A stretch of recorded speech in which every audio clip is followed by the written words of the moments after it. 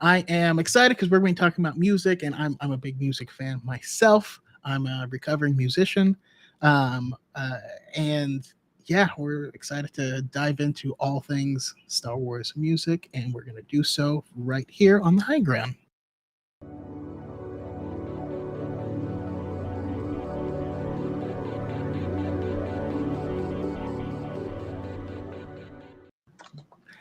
Hello, everyone, and welcome. um, Perfect timing, Zell.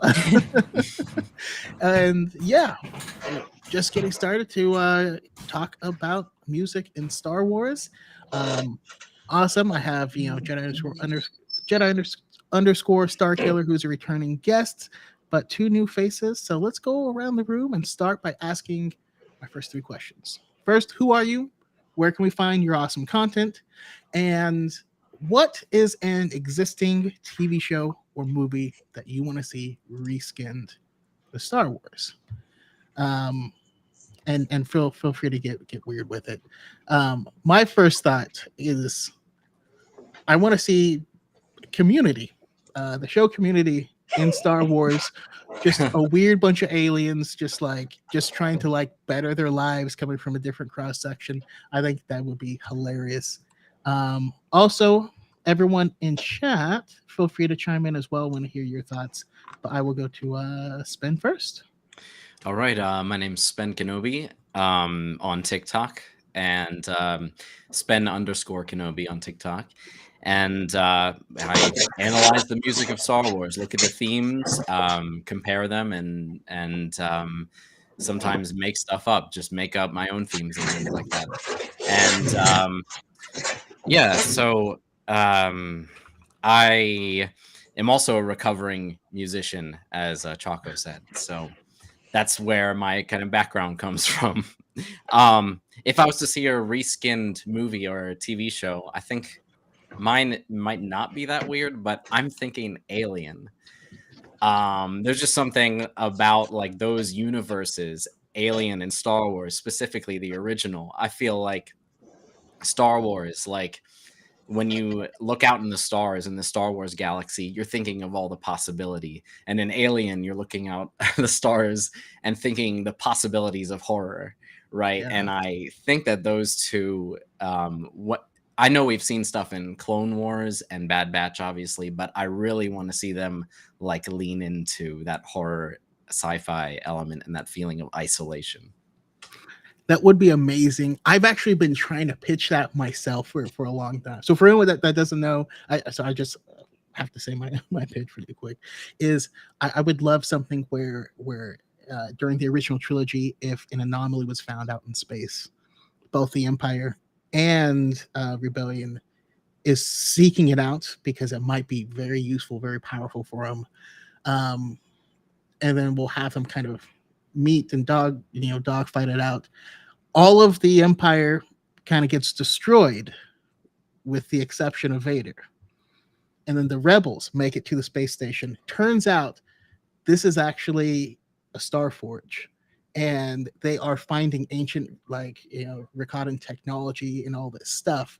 But in order to they need to repair their ships and all this stuff. But Vader is also on the station, and he has to repair his ship by ripping apart theirs and tracking them down and killing them one by one. So it's the rebels, but like around each corner, you might have Vader. I want that as a movie. That's just my thought. Anyhow, sorry for Oh, I feel like that's like a no brainer for Disney Lucasfilm. Like that would make so much money. And people seem to want like a hyper violent Vader thing, but I think this would be a way to do it that doesn't like glorify it, be like Vader propaganda. I don't know. That's how I feel. How about you, Zell? Who are you? Where can we find your awesome content? What show would you like to reskin? Yeah, I am Zell, or Gazelle on YouTube. It's probably where I'm most known, but I stream on Twitch at Zell with 3 L's as well. But let me look at my questions. Yeah, so mostly YouTube and Twitch and Twitter. I'm there. but I'm loving this horror talk. It was very funny you brought up aliens because that was on my list. But I've been talking about wanting some rated R horror content for Star Wars because we see that with Vader. We see that with Battlefront 2 Ewok Hunt. Yes. When you're running around. Not that necessarily, but I find that very interesting and hilarious. But so yeah, both of what you guys were saying, which is interesting. Are you reading any High Republic books, Chaco? Oh yeah, I'm caught up. That theme you brought up reminds me of one of those books, and not quite obviously the Vader element, but so it's interesting you brought that up. But it is Into the Darkish. Yeah. Yes. Yeah, the ship out in the middle of nowhere part, but I was saying like horror theme, but I also would say like I really like the Community. Like, remember the SNL skit with Kylo Ren's actor, I'm spacing, Adam Driver. Oh yeah. The undercover boss and stuff. Yeah, so doing that, or like the Office type of thing, or like behind the scenes, or like Parks and Rec, that kind of like the day-to-day, but with a comedic twist. So Community kind of does that. But also like a detective or a buddy cop movie. So we kind of get that playoff with Anakin and Obi-Wan and like Clone Wars, but like maybe focusing on that. And they're like dealing with like basic things, and you're seeing them having to deal with just like everyday things. So I think that would be really funny with a Star Wars twist. Yeah, and also I like if you watched for the 4 people out there like myself who watched Resistance, I think like Matt the radar technician is like partially canonized based on because of it. Really? Yeah, they sneak on the First Order ships, and you see evidence that could happen, like the vests and stuff like that, which I love. Awesome. And then how about last but not least, how about you, AJ? Okay, so I'm AJ. I'm Jedi_Starkiller pretty much everywhere. And I also just watched Prey, and so I am also in a horror mood. Because like the first thing that popped in my head was like there's 2 like comics that popped into my head that I'd love to see sort of that style adapted. And it's the same thing with like their Vader Down, or the Tarkin issue where Tarkin hunts Vader. Yeah. Like something like that, where Vader is, like Chaco was saying, this like force in the shadows that like just hunts them. I think that's just a really cool way, because Vader is always at his coolest when he's used minimally. Like that's when he's his most terrifying. You know, like he's not scary when you see him all the time. The other one though, to keep it a little bit lighter too, was, and it's on the right track, segue into music, I want an Almost Famous like documentary about the Max Rebo band. Yes. How did he escape the sail barge? Like, what's he been doing? How did he end up at the sanctuary? Like, I want to know if him and Figrin Dan have beef. Like, I want to know the goings on of like the music scene in Star Wars. That would be cool. Yes. That's interesting. Yeah, I mean, for Star Wars Visions, not the number one thing I would like to see continued is Tatooine Rhapsody. Yeah, the band. Yeah. If we could get them like getting gigs, but they're also working for a gangster, so like he'd be sending them out like, go play here, but you're gonna bring this extra guitar case and you're just gonna leave it over there. Don't open it. And then like I just see hijinks ensue. Can we get like you remember Desperado, like with Antonio Banderas, like El Mariachi coming in there? Also, it's funny you mentioned Prey now, and for some reason my brain won't think of the character. But the bounty hunter that was recently canonized in the Afro comics, that was an absolute menace in the 2D Clone Wars. Dirge. Thank you. Dirge, yes. My mind would only think of Zurg because I just watched Lightyear recently. But if you could get like Prey, but it's like 2 young Jedi trapped on a planet with like him, that'd be awesome. Yes. Yeah, that'd be super cool. Let's see here. What do we get in the chat? Obi-Wan Kenobi said Firefly, which I mean a lot of Star Wars is Firefly, but I do love, Firefly definitely had way more Western vibes, and I love it when Star Wars goes west. Mhm. You're gonna have the same shirt. Yeah, that's a sweet Yeah. shirt. I always rock my Choco blue, so I figured today I'd bring Element Red with me. Yeah, in Nice. memory, he's up in the clouds right now, flying to Emerald City Comic Con as Oh, we yeah. speak. That's awesome. Oh, cool. We got where is it? A show based on Baywatch. I think there's a lot of possibilities there. That would be a lot of possibilities. And then also we're getting some love for Dirge. Oh, Obi-Wan's always says the movie Sing, but make it Star Wars. I was contemplating mentioning Yeah. a musical. I'm a big musical lover, but I don't know. I don't know which one I would want it as. Like what style? Yeah. Okay. And all Jedi do what's it called? You can have Ewan McGregor reprise his role. Moulin Rouge? Yes. Oh, yeah. That's what I was leaning towards. Obviously, we have that tie into the Clone Wars, right, with some character, but yeah, that would be fun. Do the story of Obi-Wan and Satine, but in a musical style. Yeah. That would be awesome. Mhm. The fans would eat that up. As Yeah. long as we keep it light on the Sice noodles, like she Oh yeah. creeps me out. I would beyond- want. I love the voice actor. I forgot his name, but I'd love Ewan to come in because his singing voice is just amazing. So Yeah. that would be my request. Let's see. Star Wars lawyer says Ocean's 11, but make it Star Wars with Lando, Han, Ooh. Hondo, and Jin. That's Now, good. I was, originally thinking like a heist where they were like breaking into like Maz Kanata's castle to steal some and something special would be awesome. But then I remembered after rereading Shadow of the Sith, the Errant Venture has been brought into canon. I don't know if you're big into the expanded universe. That's Booster Tarek's ship. It's a old defunct Star Destroyer that was turned into a casino. And that sounds I don't know. cool. I think that would be really Yeah. cool, and we could bring some awesome characters in the canon. But yeah, awesome. Love to hear it. Love to kind of get to know you guys through the weird shows and things that you guys like. No, that's a great question. I loved seeing that. I'm like, how Yeah. unique, but also like really fun. Yeah. But yeah, now let's dig into you guys as fans. There was a question that was going on TikTok. When you hear Star Wars, what's the first thing that comes to your mind? For me, like that gets epitomized in Luke versus Vader on Cloud City.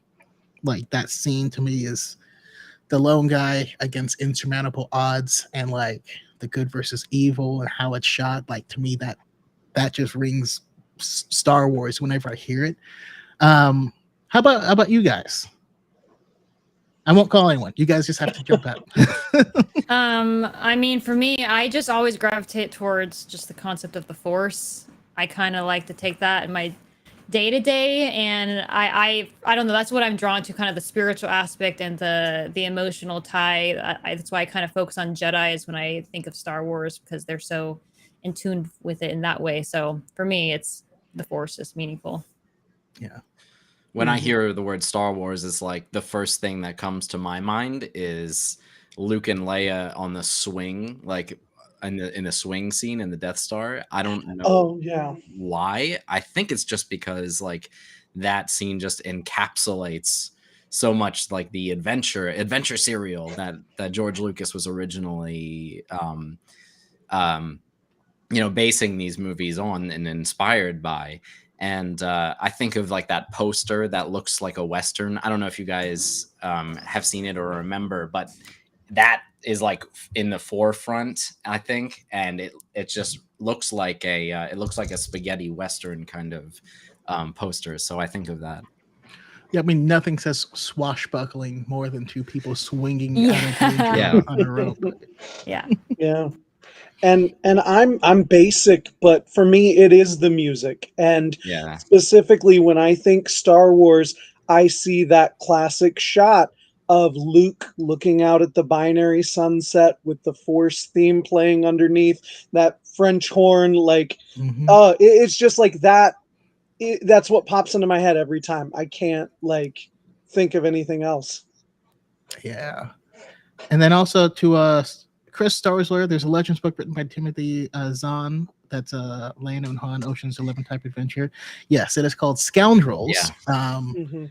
And it is delightful. It's slow in the beginning, but like it pays off pretty darn well. And also it gives a lot of love to the character Winter, who is an unsung hero in my book. Anyways, all right. So we're still before we dive deep into the music aspect, so getting a feel for you guys. What has been your favorite moment as a fan? Now for me, there's a number of things that come up. Um, my crew who got together for, you know, I mean, my two biggest ones are two different Star Wars celebrations, 2015 and the most recent one. Like the excitement of the trailer for The Force Awakens dropped that day. And so everyone is just like on our phones, you know, 3G trying to watch this trailer, Yeah. and your phone would die. So like we had phones with removable batteries then, and had like four of them, so I just slap a new one into my and then this year at that celebration, which is after making all this content and meeting all these people like you, being able to spend time with them, karaokeing in a big room. DePaul is jumping on the couches over there. I did see some of those videos. It was great. We're me and Cal Ford just singing Haruka Kanata from the Naruto theme song at the top of our lungs. We had some good times. But that's mine. What jumps out at you guys? I think that basically just like lately interacting with people on my TikTok has been a real highlight. I mean, it's been real positive, obviously meeting people like you guys and everything. I mean, it's been mostly positive because there's not a lot of things that you can kind of like nitpick with Star Wars music. Mhm.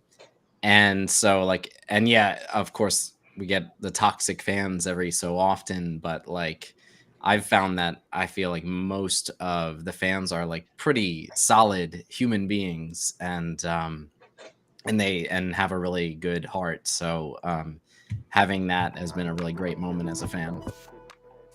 Yeah, I think as well. And overall, like my sense is that the vast majority of people are awesome. Um, like you talk about the toxicity because like you want to establish, that is yeah. Yeah. So I put some background music on there. You guys Hopefully checking to it see if something was open. okay. Oh. But yeah, how about you, AJ? I think my favorite moment as a fan, I've shared this story before, but it's the tickets went on sale for The Force Awakens right around my mother's birthday. So I bought her tickets for her birthday. We went to an oversold IMAX theater, and they gave us the option to go see a different showing in a different theater, or we could just stand in the back of the theater and watch the movie, and we chose to stand there. And so like standing for 2 hours, like experiencing The Force Awakens in an overcrowded IMAX theater, and there was none of the toxicity yet. There was none of the hate for it yet. Just like a giant room full of people just loving Star Wars in the moment. And like that's a really cool moment. Yeah, love it. And how about you, Zoe? Mine's kind of basically the beginning or like the birth of me becoming a fan, which was going to Galaxy's Edge. I only started really delving in and becoming a really big fan of Star Wars only like a few years ago. And just seeing like being there and seeing like the world literally physically there, and then seeing everyone's excitement and the energy and costumes, and obviously like I made a lightsaber and doing all that, and I just got like really, I'm like, wow, there's a lot of depth into this world, and I was just really fascinated by it. And then my friend encouraged me to start doing reaction videos, and that just even propelled it further, because I usually don't watch like animated shows, and I started with the Clone Wars, and I'm like, wow, this show actually has depth and character development. And so that was my favorite moment, was being there in Disneyland and Galaxy's Edge, and just being able to experience, this is kind of like my first like fandom where I know a lot and I'm really interested in it and I want to keep knowing more. So it's just becoming and feeling the feeling of being a fan of something is just really fun. That's awesome. All this time, and I live in Southern California, and I've never been to Galaxy's Edge. Soon will you get to go soon? Because soon. Oh, good. Yes. So I'm trying to plan something with a few of the creators that kind of live down here. To make it a whole thing. But like Celebration happened, and I was like, I don't want to take away from. At first, I was waiting. That makes sense. Yeah. I was waiting for Rise of the Resistance to come out, the ride, because it's not cheap. But yeah, just life and stuff.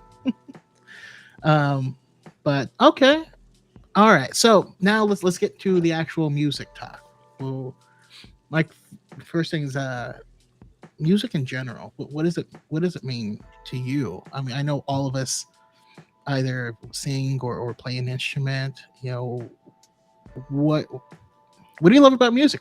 What is it to you? I'll go to Spen first. I think that music for me is a kind of validation for emotions. Like, I might be feeling something and not really have the words for it, and then go on and put on a song, and that song just speaks to the emotions and puts words and just makes those emotions concrete, and makes that and just validates them, and is a way for us to share emotions. Like, we might be feeling the same way, but we don't know. We don't know until we can hear the same song and go, yes, like I can understand what this person is going through. Okay. I like that. How about you, Zell? No, I mean, that I relate a lot with that. I do. I mean, I've kind of been musical all my life. I've played multiple instruments, and I love singing all the time, just for my own pleasure. I don't like have a band or anything, but like music's a big part of me. And I'm similar in like, when I like hear music, I focus more on how it makes me feel, like the rhythm and the beat, rather than the lyrics. So that's why I gravitate towards like these musical scores. And I've always listened to like musical and like composers and stuff that are just like these big masterpieces that are trying to convey a story in a movie, right, without words. So yeah, that's why I really love a lot of the Star Wars music, because they are doing that. They are, it's almost like they're forcing you to feel the emotion you want to feel, but I allow it to happen because it's so beautiful, and I'm like, this is what they're trying to do. And it's just a great way to express and feel the emotions and feel like you can relate to other people, because they're clearly trying to have that same experience. So I like that a lot. And AJ? Yeah. And music's always been a huge part of my life. I was raised in a family of musicians. I went to college for music, for a couple years. Like music, yeah, for 2 years. My associates is in music. And like, I love music, and it occupies the same space that all art does for me. And to sort of paraphrase from Dead Poets Society, it's the idea that medicine, science, law, these are the things we have to do to live. But like, to truly live, we have art, romance, poetry, music. Like, that's what makes life worth living.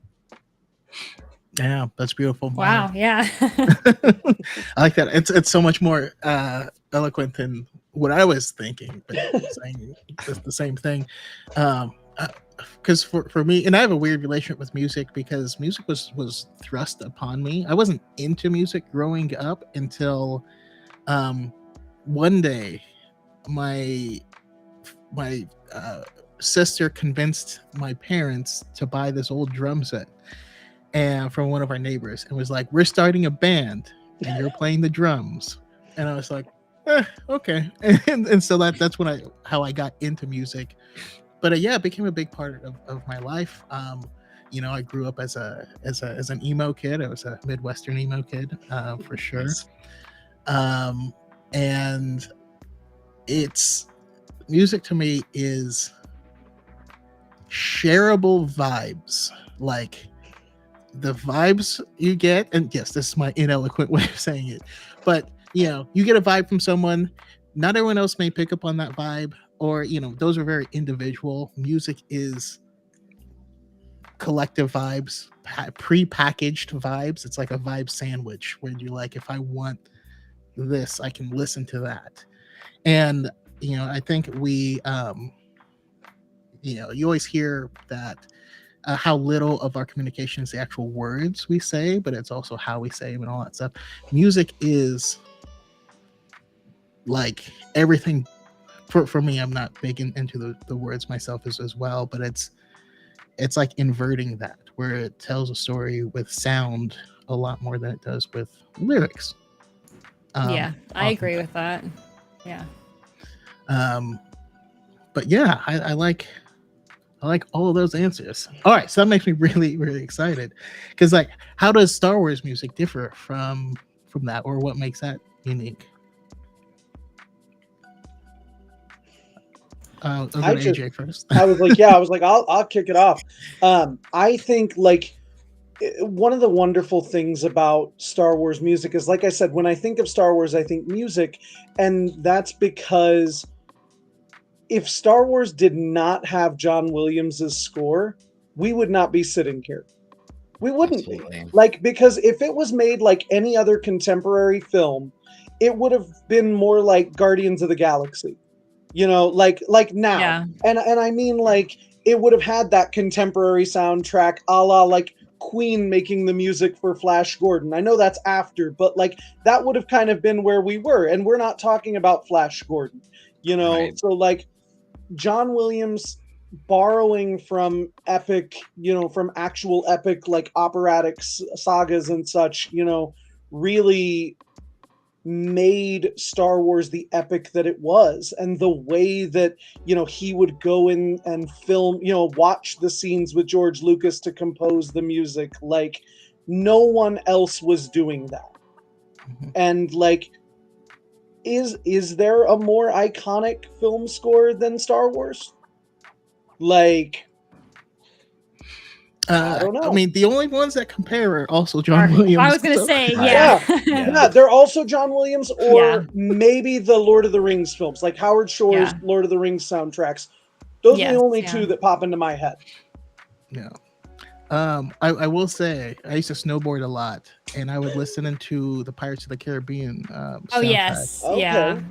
Picture It's carving very through fun. trees, just like dun dun dun dun dun dun. That's I'm also already Led Zeppelin. picturing. I thought you were going gonna say Tony Hawk Pro Skater, and I was also prone to agree. Oh yeah.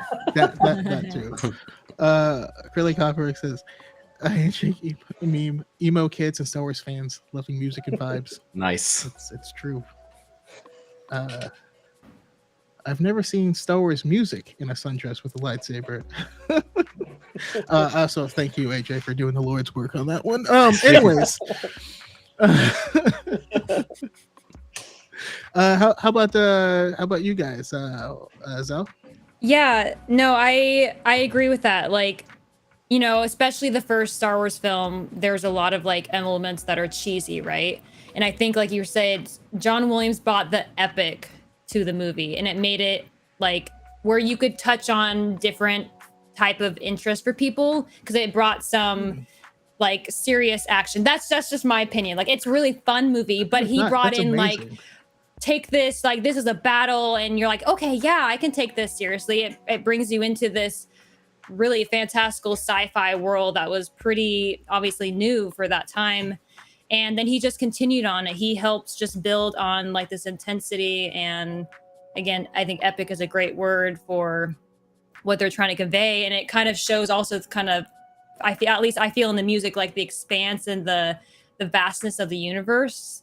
So I think it, in all of his pieces too, like he's so iconic because it's not just like he has the scores that you know, but there's so many of them, even just like in a few of those movies that are really iconic and we mesh with because they are so good at, like, I think it's fun to see that he was like watching the movie and he was really playing on to, like, I don't know how composers do it because it just seems to me mind-boggling how many layers are involved, but John Williams for like multiple different movies, like the scores he makes are just, it's like I can't even, there's really so many, but yeah.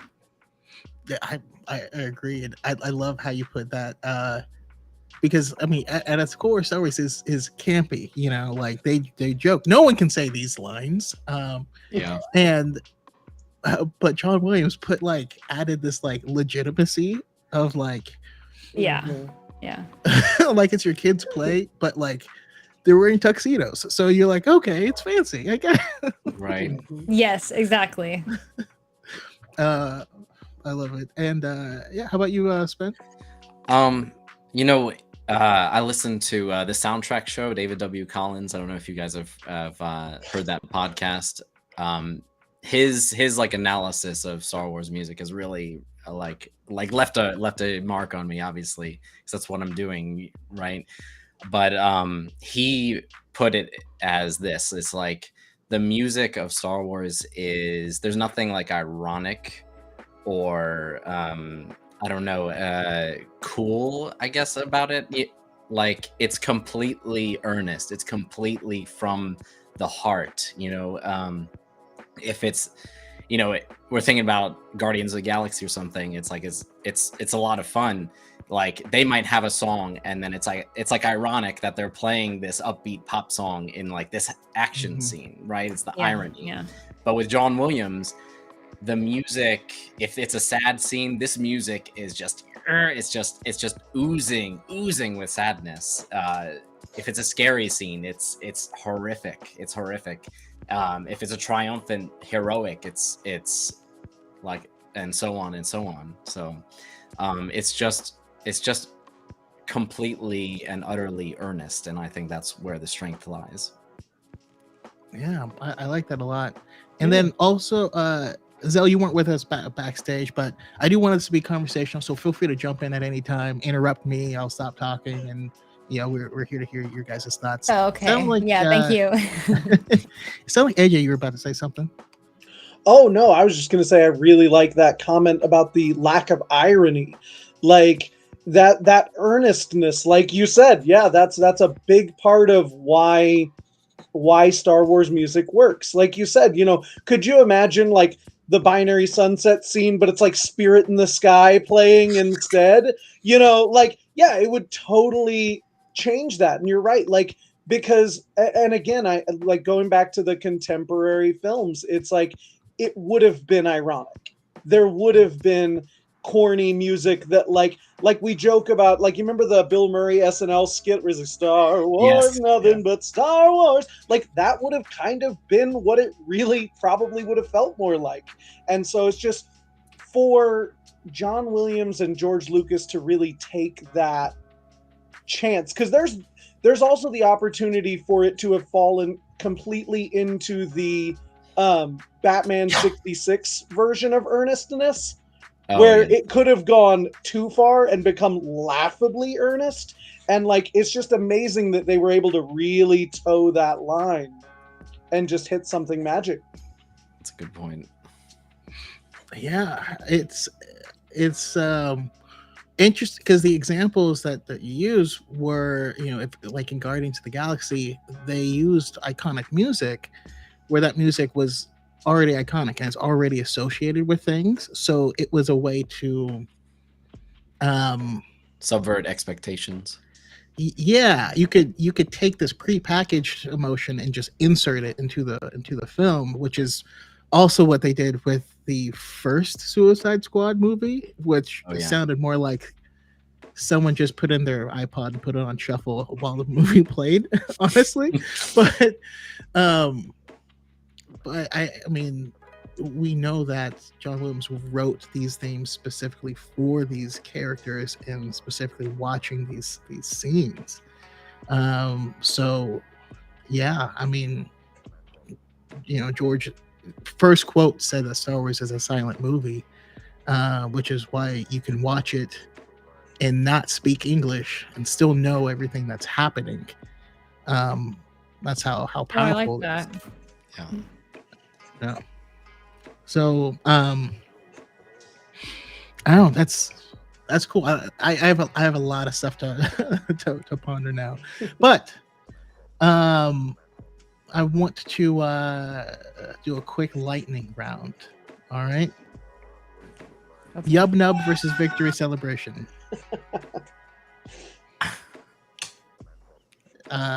Spen. Yub Nub versus Victory Celebration. Victory Celebration. I mean, I love Yub Nub. It's like my childhood. It hits a note on my heart. It pulls a heartstring, right?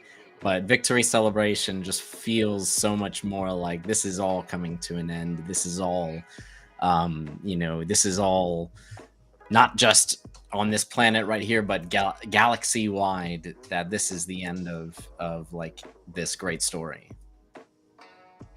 All right. Beautiful. How about you, Zell? Yeah, same Victory Celebration. I'm pretty sure, like, I kind of watched the movies like relatively recently, and I think the watch through I did was with the updated music, which wasn't Yub Nub. And then I went back on YouTube and watched the Yub Nub, and I'm like, oh, this is fun. So it's fun and quirky, but it's a different vibe. And I feel like when they try to have a spectacular movie, and like you said, the seriousness after like a big battle, the celebration felt more like wrapping that up rather than a random. Yub Nub almost gave me like the Christmas celebration music vibe, like kind of that silly, quirky. Just one more round, friends. Sorry. Which I actually found I was enjoying some of the Christmas stuff, so I'm not a hater on it, even though there's some very interesting things on it. But yes, yeah. So Victory Celebration. The way I screamed when I found out that Lumpy is canon when I was reading Empire's End, I just have to say that the way I was like, no. Sorry. Yeah, I gotta go with Victory Celebration too. Yub Nub slaps, okay? I love it. But I'm also a big chronological order stan, so like Victory Celebration hits chronologically better than Yub Nub does. yeah. That's like I love Yub Nub. It's great, but it's really like it works in the context of the original trilogy, but when you have the first 6 films, Victory Celebration just works harder. Yeah, the context of the Ewoks in particular, but yeah, for all the movies. Naboo, like yeah. And Obi-Wan says something similar. Yub Nub is a good ending for Return of the Jedi. Victory Celebrations are better for the end of the trilogy, and like you're saying, the full, the 6 episodes, which, by the way, so I well, first of all, I do agree, but I have to give props to the bassist on Yub Nub, because the bass slaps in that song. Yes. Like it has no reason being this funky, but like, but I'm digging it. I will give you that. And Yub Nub makes a better like karaoke song. You can, if you can't bust out some Victory Celebration at a karaoke, but Yub Nub, you could totally be like, Yub Nub. Oh yeah, it's fun. And also, so Zell, you jumped into it later. I'm curious because when I saw Return of the Jedi Special Edition in theaters when it came out. Mm-hmm. And I was so confused at the end of it. I was so confused because they showed Naboo, they showed Coruscant. We had never seen those places. The prequels hadn't come out yet, and so Oh. growing up, I preferred Yub Nub because at this end sequence, they just showed a bunch of random places, and I had no idea. Yeah, that would feel like yeah. a stranger. You're like, no, that's not what I was imagining, or in my mind, or like, or not even being familiar with those places. Yeah, it was wild. I just remember like, what is this? Where is that? What are these I places? love how much future context changes Star Wars, including in the music. Yeah. Like, and if you don't mind, I have like a little tiny tangent on this topic. Feel free. Han Tangents Solo- are encouraged. Han Solo and the Princess has the Imperial March in the center of the song, which sort of makes sense because the Imperial March is peppered throughout the music in The Empire Strikes Back. But what's strange is, so now this is of course before Leia is Vader's daughter. Once you have that context, it's like that's an added layer to Han Solo and the Princess.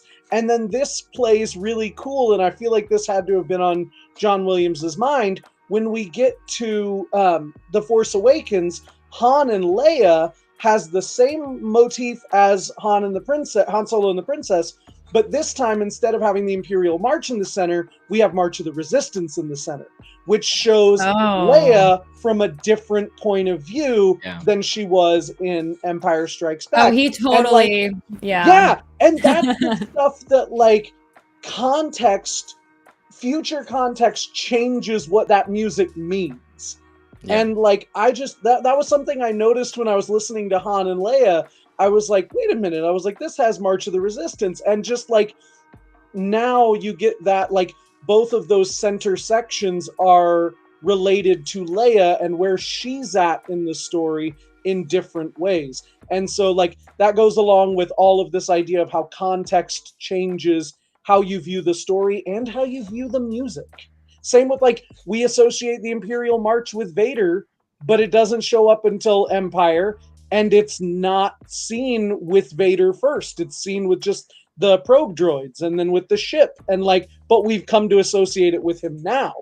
And like, that's all based on future context. That's true. Absolutely. That's very... Wow. Speaking... I like music, Dad. Well, I love that. Yeah. Speaking of Han Solo and the Princess, I recommend The Princess and the Scoundrel. Just came out yesterday from Beth Revis, and this I loved the book Bloodline by Claudia Gray, and this has a lot of that same DNA. Beth Revis said, "Oh yeah, that's like my favorite book." But in this, she switches perspectives back and forth of like, this chapter is from Han's perspective, this is from Leia's perspective. She writes them both beautifully, and the whole beginning of this book is on Endor. It's the day, it's right after the comic Shattered Empire, and it's awesome. There's also, no, I'm not gonna say that. Y'all need to read it. There's a few things I want to talk to people about, but I'm like, it's too soon. All right, leave it alone. All right, next lightning round question. Well, actually, I wanted to pull this out from the chat. I have the Son of Sun said for our previous topic, is the difference between the Lord of the Rings trilogy's music and the Dungeons and Dragons movie now. Yep. Which I'm still excited to see Dungeons and Dragons, but the different vibes, like it's the Guardians of the Galaxy and the Star Wars, like they're just the themes, their focus. It's one's more fun and whimsy, and the other one's like, more serious tones and action. I don't know. Yeah. And what's funny is I was gonna say, like, honestly, I love Solo. Like, I'm a huge fan of Solo. I would argue that it's the weakest film musically. And like part of that, I mean, it's got some cool stuff in it, but like it's more innovative, but like it lacks some of the connective tissue, in my opinion. and I think it leads to Solo being a little more flat for a lot of people. There's just less there. Go ahead, Spen. You got I something actually to say, and think I wanna I say- actually disagree. I think that Solo has quite a bit of connective tissue that a lot of people just miss. For example, there's it's like really deep cut, deep cut kind of stuff. If you remember in Empire Strikes Back, there's a droid motif, right? It goes dee dee dee dee dee dee dee dee. Mhm. Never shows up in the saga again, right? Never shows up again, except for Solo when the droids come out, when the probe droids come out during the train heist. You hear that little ostinato, da, da, da, da, da, da, da, da, but it's like a more like Okay. aggressive kind of thing. And there's just a lot of things like that, like little nuggets that I think make Solo's soundtrack kind of like a greatest hits mixtape of Star Wars. I want to watch Interesting. Solo with you now and just like listen to the soundtrack Yeah, I wanna- together, because like I believe you, but it may be that it went a little too subtle with it, for unless Right, you're yeah. someone who's a big music nerd. It doesn't like necessarily feature like the big iconic stuff, and it doesn't like have like there's a really cool moment in Rogue One in the arrival on Jeddah or whatever, Jeddah's arrival, something like that, where you get almost the Force theme over and over again, these little motifs that are almost the Force theme but not quite, and it's like just that little stuff that like made Rogue One hit differently for me than like Solo did. That is interesting. And then also, Spen, I'm absolutely going to need to introduce you to my friend Xanthi Tan on Twitter. They have a podcast called Star Wars Music Minute, where they go through Star Wars projects like 1 minute at a time and examine the music in that minute. And Xanthi is like a spectacular musician of crazy caliber, and so their insights are just incredible. But I don't know, I think you guys would would get along very well. Let's see here. All right, another lightning round. Opinion on Jedi rocks. Does it indeed rock, as the name implies? Is that the one when they're in Jabba's temple and it was Yeah. the new Yep. version? Right, there's two songs. That one was an older one and that was the new one, or is it always Yes, that? yes. Yeah. Was there a song at all the first time, really? I mean, not Yeah. like It was in the more same background vein. music. Yeah, it was like background Yeah. jazz or something like that. So it was jizz. I liked it. I Okay. liked it, but I'm easy to please if it's like fun, and I felt it, and I felt like it matched with the animatronics, and all the things they added. So, yeah, I had fun with it. It's a really fun song, and there's parts of it that like as musically where you're just like, oh, that's an odd time signature you threw in there. That's like really crazy for this CGI alien scene in this Star Wars movie. But like for me, I feel like it does take me out of it a bit. It's just a little bit too polished for what we're seeing of Jabba's palace at that moment. Like it's this really grungy, really dirty kind of like seedy place. And the old one, Laptinek, I felt it was kind of an embarrassing scene to watch as a kid. And like you could kind of see like the strings where the puppets were, but song to fit that particular vibe, I felt like it worked much better. Okay. And like, I just have to say, like, I agree. The CGI is what ruins that scene for me, not Jedi rocks. Like, Right. I that song is a bop, and like, Yeah. I challenge anyone not to like smile when they hear that. Bum, ba-da, ba-da, bum, bum, bum. Like that, it hits too hard. Like you have to. You do make a strong point, though. All the other music is in the background. It feels like it's in the acoustics of that building. Yeah. And then once that dun, dun, dun, dun, it's like starts. It's like pristine, and that was studio recorded. Right. Yeah. Right. Well, Uh, don't you know? They're the Milli Vanilli of the Star Wars universe. He's not actually singing; he's lip syncing. that is Hey, studio. say what you will, but Milli Vanilli would have killed it on TikTok. Um, You're not Oh, wrong. now I'm just imagining them just constantly getting angry. I love Jedi Rocks.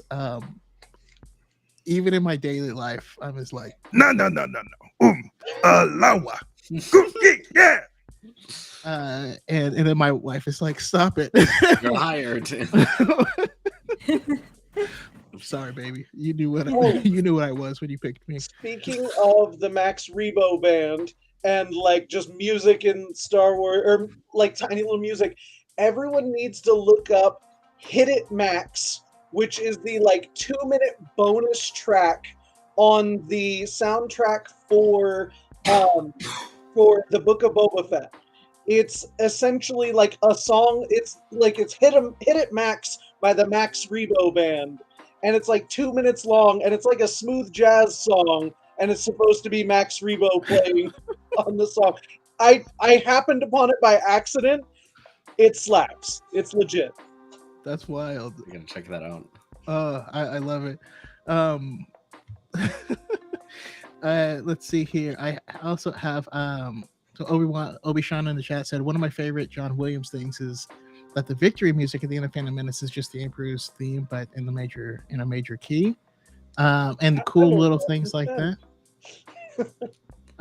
What's that? I said I learned that from spinning a TikTok. Yeah. Unsung Hero, but Knights of the Old Republic has a fantastic soundtrack that is cemented in my brain as much as the movies now. And what's funny is, especially if you listen to the Star Wars audiobooks now, a lot of that music comes from Knights of the Old Republic. And I tried making like a comic reading. It's like the very first thing on this channel, like years before I actually started it. And I pulled a whole bunch of music on Knights of the Old Republic, listened to it, tried to pick out tracks that would match this stuff perfectly. And it turns out everything I picked is the same exact things that they use in the audiobooks, which meant I knew that. Wow. Like That means you have skills. it means I'm able to copy things and not remember why I was attracted to those things in the first place. Also, let me tell you, sound engineering a lightsaber battle is obnoxiously difficult because you have to do it one swing at a time, and it's Wow. Those people are underrated. Cal4 says, can we talk about the music of the shows? The Dark Trooper theme, Mod Shop theme by Thundercat, too good. And that's what I was going to ask is, what's your favorite non-John Williams themes? In I Star have Wars? a lot. Go for it. I don't know who the original composer is, but yeah, so the Force Unleashed, the Star Killer theme. Shout out to Samuel Kim, who does a lot of covers on YouTube, but I really like that theme in particular. That was growing on the vein of video games, but I really like it. Kevin Kline does a lot of amazing pieces. One that stands out to me was, I think it's Journey in the Star Cluster and Rebels, when they're going through the space and with the Lasats. Oh yeah. And that's like a really like, I think I got emotional just because the music, even though like it was a moving moment, but the music is what made it go further because you were feeling what the characters were feeling. And so that was just a beautiful particular song that he did. And I don't think I think everyone will agree that Ahsoka Leaves is I tend to remember the more emotional, like sad songs the most. I have fun with the fun ones, but the ones that are really deep, and Ahsoka Leaves, I'm always like instantly drawn back to that moment. So, yeah, I have more, but I don't want to. I'm sure you guys. I need to leave space for you guys to list yours. So, Yeah. I mean, and also we can come back to you if they miss any of them. Yeah. How about you, Spen? Walking away from Rogue One, I had the Krennic's theme in my head. Like, it was amazing how well that like stayed in my head for like weeks after seeing the movie. So yeah, that one definitely. I think there's also in Solo, there's like a Han and Kira theme that's very akin to like the old romantic themes of John Williams, and that one is really really cool. All the like TV shows, obviously, the Book of Boba Fett theme is really really cool and a really Yeah. odd time signature as well. So yeah, and then I forgot to write it down, but the end of the Clone Wars, it gets into this very synthy, very ambient kind of almost like Blade Runner-y type of soundtrack, and I think that is really really good. What's it called? My mind is blanking on it right now. Anybody remember that? Falling something? No, I can't think. In my mind, I'm actually just thinking about the band Galactic Empire, who recently dropped a cover of the Book of Boba Fett theme, but they're a metal band. Nice. And Oh, that's awesome. everyone, not right now, but as soon as we make a note. to Burying look up- Burying Dead. Thank you. Burying Dead. Yeah, the band is the Galactic Empire, and they recently covered the Book of Boba Fett theme. It's awesome. And they're Those are the guys that Astro- they like dress up as Darth Vader and like Imperial guards. Okay, awesome. Yeah. How about you, AJ? I was going to agree first off with Obi-Wan Kenobi that all of Ludwig Göransson's scores slap. Yes. Like that man is insane just in general. Like his career, just from going from Childish Gambino to now working on Star Wars, just that alone blows my mind. Everything that man does is incredible. I also like, I think two that I love. One is Ahsoka Lives, which combines themes from, it has this really light, bouncy version of the Mandalorian theme, and then also has Ahsoka's theme in there. Like that one's really, really good. But I think my favorite one, and I assume more credit actually goes to Joseph Shirley on this one than necessarily Ludwig, but they're both credited. And that is Alit Orisha Taldin from the Book of Boba Fett. That is the song that plays when Boba discovers the Tusken Raider camp. And there's this undercurrent of Mandoa taken from the old Karen Travers books that says family is more than blood, like a close bond and eternal importance, something like that. But it gets very like choral, and the incorporation of Mandoa, it feels like a funeral dirge is kind of what it sounds like. That song is just really evocative and really works for me. That's a deep cut. Yeah. Trailer Clockworks also brings up the Imperial March in a major key from Solo. Oh yeah. I love that the Imperial March is perhaps the only like diegetic and non-diegetic song in Star Wars, which for the people who don't know what those words mean, which I understand, diegetic exists within the universe, non-diegetic is outside of the universe, and the fact that the Imperial March is both in universe and outside of the universe is really cool. Yeah. Whenever I'm explaining diegetic, I just point to A Knight's Tale. They weren't actually listening to Golden Years. Yes, they are. In my head, they are. I don't care what you're saying. The crowd is literally chanting, "We will rock you." Let's see. Cal says, can we also shout out the Who for the song Cal listens to? Oh, yeah. Yeah. The Fallen Order soundtrack's really good. I was listening to it yesterday at the gym. I had it on because I was trying to listen to more obscure stuff before tonight, and I was listening to the Fallen Order soundtrack. It slaps. It's not bad. And then, of course, the Luke Skywalker theme from the end of season 2 of Mando. And one of the things I do love about these non-John Williams scores is none of them are trying to be John Williams. They like it's important to understand, and I love that his John Williams is the mainline films, and then these are off of that main line, and so they need to have their own vibes.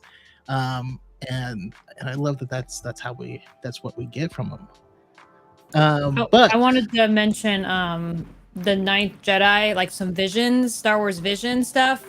I was listening through some of them, and this one in particular, I like the Ninth Jedi prologue. I definitely was feeling that sense of like touching into the John Williams, like definitely vibing from it, but also bringing in some of their obviously more Asian culture tones with some drums and other beats. And it was like a nice marrying they did that represented the episode well, but I was feeling the Star Wars in it, but in their own way. And so it was great.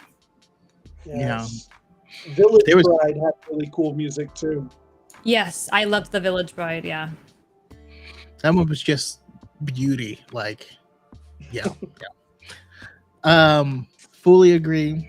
Also, Tatooine Rhapsody slaps more in Japanese, in my opinion.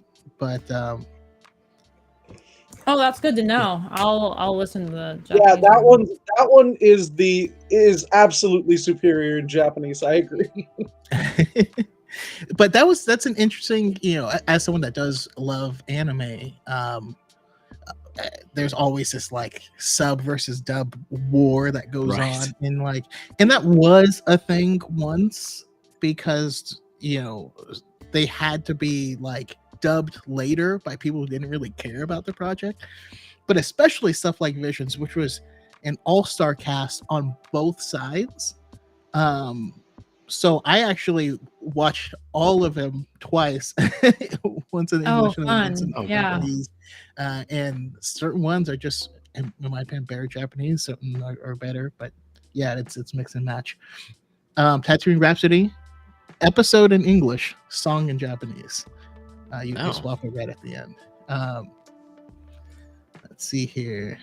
I feel like Natalie Holt did a great job with Kenobi, creating new themes, that developing it into established themes, but only saving it for the major character moments. Yeah, and I do feel, because I've heard a lot of mixed reviews from people. I'm curious about how you think. I see it kind of like closely to Harith, where I enjoyed the fact that like there was a whisper of the main theme, but the characters weren't that yet.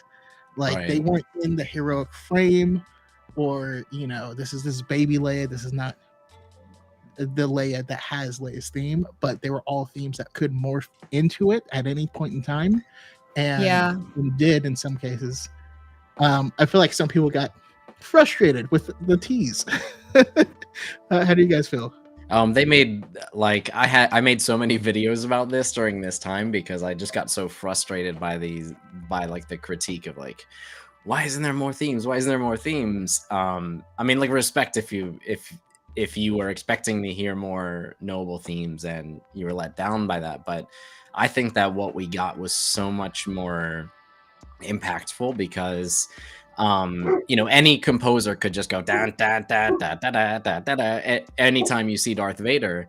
But what Natalie Holt did was she composed a new theme called Becoming Vader, and she actually embedded the chords of the Imperial March into that theme, so that like he's not quite Vader yet, but he's not quite the Vader that we know that has that theme, but it's coming. Also, remember, A New Hope didn't have the Imperial March, so are you gonna critique A New Hope for that? So I just think of like, but then Kenobi did use a theme that was similar to the one that they used for Vader in A New Hope. So like it all really works out so well in the end, and then saving it for those big moments just made those big moments just hit so much harder. I think it's good storytelling because these characters in this moment aren't the characters that were when the theme was there. Like it tells them where they are right now, currently. And so Kenobi's theme probably wasn't singing because in his side he was repressing that. And in Yeah. those moments, it brought them back to that past, and like they were like familiar. So that's when they can, sing more truly and loudly. So same thing with Vader. Like I think it's a good point about that he wasn't the Vader when that played in that time. So he was learning. It's like they're singing it through, they're playing it through the emotions and where the characters are in that place and time. And I think like I didn't pay enough. I've only watched the show through once and I didn't pay enough attention, but that almost makes me appreciate it more and want to pay more attention to that because I think that is really skillful. So Yeah, and like everything they said, everything they said, except the only thing I will just want to talk about, because I totally agree, is I think the beauty of the Imperial March being saved for when it was is I'm a huge fan of those little body mechanics that actors will give sometimes. And Vader is sitting forward in his chair the whole time he's talking to the Emperor. And then right at the end, when he calls him out on his obsession with Kenobi, he straightens up in his chair and he says, "Yes, my master." And then the camera like zooms out and you see the Emperor there and Vader like straightening up to look at the Emperor, and that's when you get bum bum bum bum. Like so it's not just there for Vader. It's there for Right. the Emperor. Yeah. Like for that dynamic. I got chills just with you describing that. Like again, that's exactly what the music should do is like instill that fear in that moment because that's when he's like shifting gears and going into almost like robot mode. So Yeah, I mean it's exactly what we see at the beginning. This music is written not so that we can slam a nostalgia button like a radio DJ. Right. It's to weave into the story. Obi-Wan asked a really good question. Is the theme that John Williams wrote for Obi-Wan what you expected when you heard it for the first time? Yes, I would say like because on my channel I did like a few videos where I was like, here's what it might sound like, and every time I was pulling from the Force theme, and which is the reason that I do that is just kind of old style of thinking. When the original trilogy was released, the Force theme was Obi-Wan's theme. You can look on old liner notes, it says Obi-Wan's theme. And so I think it's a really great idea for them to pull on that. And then again, if you notice, there are little hints of the Imperial March in there. It uses some of the same chords. There are little hints of the main title, the Star Wars theme, which used to be Luke's theme. And then there are also, I think, but it hasn't really been confirmed, I hear a little bit of the Luke and Leia theme from Return of the Jedi. So it's not what I expected, and it is what I expected. Like it's along the same lines, but it's like so much more than I thought it was going to be. Okay, I like that. For me, it's not what I expected, and I even still have a little bit of mixed feelings on it. But especially the intro to it is it's sad and lilting, and then it goes into like a prompt for action. So I think it fits. It gives me sad action vibes. That's how I feel about it. But how about you guys, Zell, AJ? Any thoughts? I'm not really familiar enough with it. Yeah, I'm not really. I will say I really enjoyed Spen's like theorizing of what the theme might sound like. That was a really enjoyable little series to listen to. And it's great to kind of see where you were right in places, where you were on the same idea. That's really cool. I recommend people go back and watch those just because those are kind of fun. Some people were like, "Oh, I like your theme just as much as the John Williams one," and I was like, "No." I Like, thank you, but he's like, I did like the use of Qui-Gon's theme in your Oh, yeah. mentality a little bit. I Thank you. may have missed some of those. I'll have to go back and check them out. That sounds awesome. So we were talking about how the music accentuates a certain moment. What jumps out at you guys big time as either you hear music and you're literally watching the movie from this scene, like you know it beat for beat, or even vice versa. You can see a picture and you hear a song. I know Star Wars has a few of those. For me, a big one is in A New Hope when the Falcon gets tractor beamed into the Death Star, and it's slowly coming, and the fanfare is just building up and building up, and it's such a long scene, and it feels like music is about to explode. It keeps building up, Yeah. like, and I can hear that's so connected in my mind. That and the little scene when the snow speeders are about to make their run. I can't describe the music, but like I can hear it in my head right now, as well as of course Yoda lifting the X-wing. But I'm curious, what for you, what scenes are so intrinsically linked with the music that you can't see or hear one without the other? Because it was such a big emotional thing and kind of one of my early things I reacted to, Order 66, like I can't not see my poor dear Plo Koon blow up in a ship, and I still will fight for him, potentially could survive, but anyways, but yeah, that order, I hear the music, I see the scene, and I hear the music if it was like mute, right? So it's again, the big moments that stick in my mind are like the really things that emotionally impacted me, like in a sad way. But that one in particular will always get me. Oh, and I'm even hearing Boga, the sound of Boga, like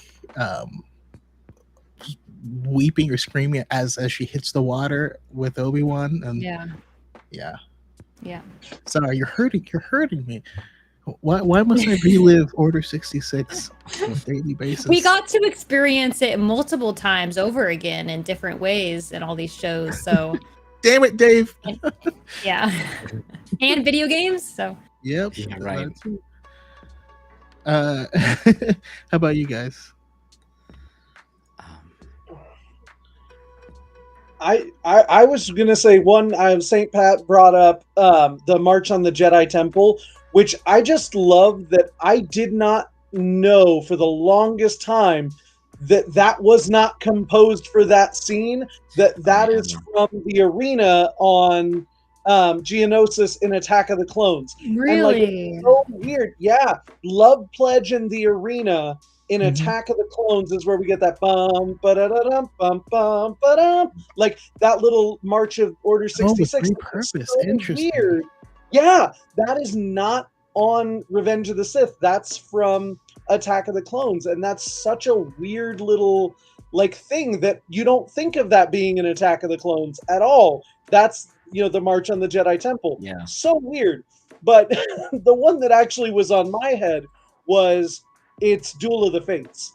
It's Darth Maul igniting those lightsabers as bum bum bum bum. Like that's my Star Wars moment. Being 10 years old, hearing that music, watching Darth Maul ignite a double-bladed lightsaber, like that was the moment where everything fell into place. Like, yeah, I'm like a little kid. I've never said a curse word in my entire life, and at that moment, I'm like, "Oh shit!" Exactly, because you're like, "Well, how's he gonna fight both of?" No, They no. can do that? For me, it's so hard to pick because I feel like I'm listening to the soundtracks and I'm like hearing, and I'm like almost like it's embedded into my DNA so much that I can almost like quote the movies as it's happening. I can, and it drives my wife insane. But mostly like stuff from Return of the Jedi for some reason like really sticks out to me. Like that Into the Trap is the name of the track, and it goes dun dun da da da dun dun dun da da da Yeah. dun dun, right, and that's they use that for the Rebels theme. So probably that scene, actually probably the attack on Endor. I can just see it. Oh man, sorry. I'm hearing Admiral Akbar's voice right now, and then we pan to Neum Nub, who goes "Atahedi Mudia Mudia Mukia," huh? No, that's a that's absolutely a great one. Another thing that also popped into my head as well is because Star Wars does this really beautiful thing where sometimes there's no music and no sound, and it's not afraid to just let that be, just let the silence air out. We see that majorly in Attack of the Clones with I mean, not Attack of the Clones, sorry, in I was thinking episode 2, episode 5 when Luke faces Vader, because the whole beginning of that is just silent for a very, very long time. But also we get no music in the pod race until the very end of the final lap, and then you hear the music dun, dun, like creep up into the horns, and it's so hype the way it happens. It's the very end of the third lap, and we watched all 3 laps of it, which is crazy for a movie, but it was amazing. I loved it. Still love it to this day. And I was just gonna say, I love the way like Star Wars as a whole is a masterclass in like leitmotifs and how to use them, and just like using things that instantly take you to a character. Like the best example is Kevin Kiner's use of the Imperial March in Clone Wars. Like I'll always remember the Satine arc when they're on the ship. It's like, which among you will brand yourselves a killer? Bam! Anakin does, and then right there you hear dun dun dun, Mhm. just real soft. Or It's gonna blow up the ship. what somebody had to. That and the use of the like, I call it the whistling birds, but you know what I mean from the Mandalorian theme when they're like, credits can buy muscle. Do do do do do do, Oh and you yeah, get that yeah. like that theme, and you Yeah. instantly know what that means. Those little moments, like, I love it. are really wonderful at like just putting you in the moment, knowing what's coming. Like, it's great. Yeah, I like that a lot. Also, you're by bringing up, Anakin stabbing that guy in the back. It also brings up like Leia would have done the same thing. Yeah. And we love her for it. Can It's we go all back these to moments something? where Anakin- Oh, good. Oh, no. I was just gonna say all those wonderful moments where Anakin's not quite wrong. Yeah. I wanted to go back to something that Choco said about like the moments without music. I feel like that those moments are carried a lot by Ben Burtt's sound design, just his brilliant sound design. Like the pod race scene, you have like that's almost the score in that moment. Like you can have different characters in the different pod racers, the way that they sound and everything. I think that relationship between John Williams and Ben Burtt was like, or that creative kind of conversation is like part of why that those movies are the soundtrack is so successful. That's true. I can. Oh, go ahead. I was just say I like what Harith was saying when you were in another comment about silence, the Holdo maneuver, which was in the sequels, right? The silence.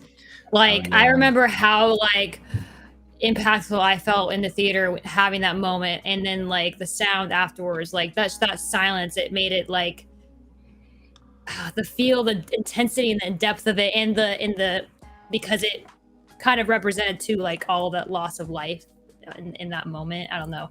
So it was just it really It almost did. like sucks the sound Yes, out of Yeah. the theater. exactly. It the made exact almost the opposite. visuals more impactful because of that, like the sucking, like you said.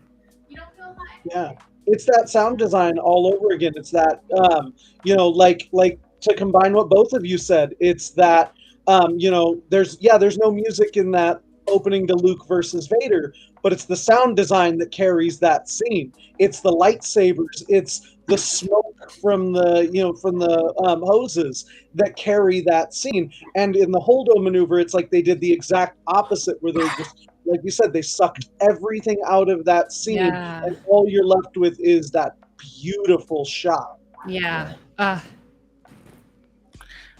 For me, that mixture is best exemplified in Luke versus Kylo Ren. There's like these like staccato, like as you have Kylo Ren's boiling over with anger. His lightsaber sounds amazing, and it's so aggressive and mean. But then we also have the sound that's surrounding Luke, and the way those scenes interact, and then it will cut to Rey lifting the boulders, and then we hear like this so Spen, I you probably feel know it. Is it but like you hear the music Rey's theme? like climbing. It's not Rey's theme there, but it's almost like a spiritual thing when she's using the Force, and you hear kind of like this ascent, and it cuts back to the fight, and then we end up at Luke's death, which is like the way the music and the sound design of that scene together is incredible, and for me, I absolutely love it. Ron with the book says, "Y'all talk about size noodles yet?" Yeah. We Her elongated lips, yes. From the bottom of my fluid sack. Oh no. Oh, the real like it's greatest that pretty moment. well. I think that's the best I've ever done it. We have depth charges, beautiful. Seismic charges, Oh, amazing. that was my favorite thing in the Book of Boba Fett, when I was just like, Yes. drop a seismic charge in there. Oh God, like that moment. All right. Well, Yeah, there's that silence. Sorry, I was just like, yeah, with the seismic charge, there's the silence right before the explosion. I didn't even like think Right. about comparing that to that moment, but yeah, it always goes dead silent, and then that plomp. Sorry. Yeah. yeah, absolutely. And sorry, late. Don't be sorry. But just so you know, now that I'm not working, I do start the High Ground podcast at 5 p.m. Pacific time, which means we don't go as late. So some of the regulars haven't all picked up on that, which is okay. Speaking of which, thank you guys so much for joining. We will be, kind of wrapping it up here. I'm gonna ask these kind of the last things together. So if you have any final thoughts, things that you want to share that we missed on the episode, any themes or anything like that, feel free to bring them out. But I'm going to ask if you could add a Star Wars theme to a past or potential future moment in your life, like as your own personal soundtrack, what would be the moment, and what would be the song? I'm curious. I think that might be a different. I kind of was thinking, for me, I really like Yoda's theme. And I think for me, it's what I want to strive towards, because I see it as him, like, he's wise. There's like enlightenment he's achieved in a way. And that's what I want to strive for. And I'd like to think maybe one day I can have that like wisdom. So that's the theme I feel when I feel like true peace and serenity. And so kudos to Yoda. I'm picturing like a camera following some little kids, and they open the door and they're like, "Grandma Zell," and then that music starts playing. Like, yes, that's exactly what I want, and I will have a recorder next to me pushing the button so that I can have it play out each time. Yeah. I love it. How about you, Spen? Yeah, how about you, Spen? I think that the throne room, that reprisal of the Force theme, that strong da da dun dun da da dun dun da da da da, is just so great. Like I want that for every like achievement that I make. It would just validate those achievements so much more. Like I just finished my taxes. Dun, dun, dun, dun, I feel like Nice. yeah, I gotta go with that. That's beautiful. I love it. It almost gives vibes of the Final Fantasy. Dun, dun, dun, dun, dun, dun, Yeah, dun, that's like what I was feeling. Yeah. signify, like you just went up a level or something, or finish a fight. How about you, AJ? I want this gets all like deep on it, but like I want when I close my eyes the final time, I want the opening fanfare to play. Like the adventures just kind of starting over. Oh, that's cute. I like that. Like it. You've inspired me to change mine. Originally, Chaco was going to say, whenever I walk into an elementary school, I want the March Order 66. No, Oh no. No, at my funeral, we'll play Burying the Dead because I just want to wreck people. Oh no. Oh. Let's see here. Rana says, Ray's theme plays on a continuous loop in my head. That is It's, my favorite new theme. Yeah. It's me my too. ringtone. Yeah. It's beautiful. Also, and I'm curious, Span, your thoughts on this one. In The Last Jedi, during the battle on Crate, it seems like we reprise like almost all of the Star Wars themes within that battle. But it does so in such a natural way. It's weird, and I don't know how to feel, but I'm curious what your thoughts are on in that scene, if you recall it. Right, you get like you're talking about the battle, like the actual spaceship battle on the planet, or the Luke and Kylo Ren. Oh, before, like, you have, I mean, it's kind of all throughout the entire part on Crate, but you have the ships flying, chasing the Falcon, and you have the ATM-6 walkers and stuff like that. We go in and out of a lot of Star Wars theme. You get like a reprisal of and my mind is blanking on the theme, but it's when they're fighting the TIE fighters. Right. You get a reprisal of that theme, which you get in like Return of the Jedi. I think that's what he was going for, like when the Millennium Falcon is inside the Death Star. It's kind of like the Millennium Falcon being inside Crate, and kind of sounds like you kind of get that sound. As far as I can know. And then when Luke is walking out, you get this kind of dun dun dun dun dun dun dun dun, right, which is reminiscent to Imperial March, but it's also those three notes, dun dun dun, is the same three notes in Rey's theme and also Kylo Ren's theme.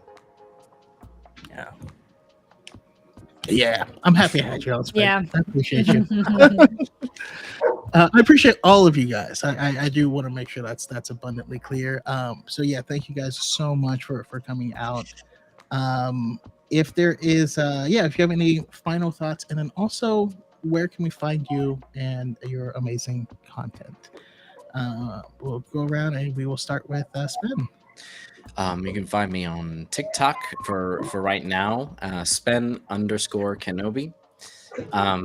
And I'm considering, I'm planning, I shouldn't say considering, but planning to do a YouTube, doing some long form content in the future. But for right now, I'll be on TikTok, and I hope to see you there. We have a very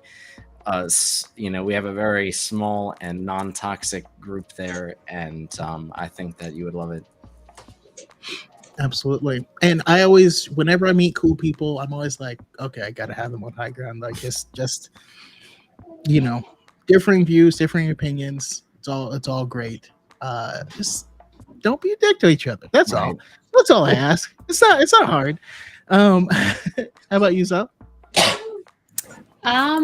Yeah, I'd say I'm kind of on like a temporary hiatus, but once like Andor comes out, YouTube, with Gazelle, that's GAXELLE. And I'm kind of scattered other places too. Twitter is where I'm most active currently, and that's Gazelle with Y, so Gazelle. So check it out there. Last but not And- least, Yep, and then I'm Jedi_Starkiller on TikTok. That's where I'm most active. Same on Instagram and YouTube, which eventually I'll start making more YouTube stuff again. But things have just been hectic. But definitely, like, go check out these guys, like, all of them. Especially, like, I'm not as familiar with Zell yet, but like, I will get there. But like, I definitely want to shout out Spen. I really enjoy a lot of Spen's content. Thank you. And thanks for having us all on. Yeah, same here. That Same here. yeah, Yeah, this has been fun. Thank you. and it's all about making new friends and expanding the network.